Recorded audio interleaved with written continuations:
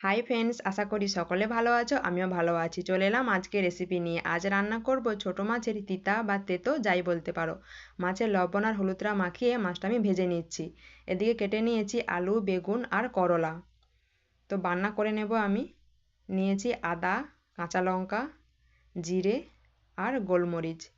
আমি রান্নাটা কিন্তু শিলনোড়াতে করে নিচ্ছি। তো দেখো মাছগুলো আমি লাল লাল করে ভেজে নিয়েছি, তো মাছটা তুলে নিচ্ছি। ওই তেলের মধ্যে করলাগুলো ভেজে নেব। করলাটা হাফ ভাজা ভাজা হয়ে এলে আমি আলু আর বেগুনটা দিয়েও কিন্তু ভেজে নিয়েছি। তেলের মধ্যে দিচ্ছি শুকনো লঙ্কা, 5 ফোড়ন, তেজপাতা।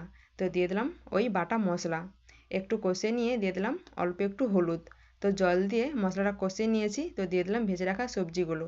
লবণ দিয়ে হালকা করে কষিয়ে নিয়েছি, তো দিয়ে দিলাম জল। ঝোলটা ফুটে উঠেছে, তো দিয়ে দিলাম ভেজে রাখা মাছগুলো। তো দেখো রান্নাটা প্রায় কিন্তু হয়ে এসছে। তো রেডি, ছোট মাছের তিতা বা তেতো রেডি।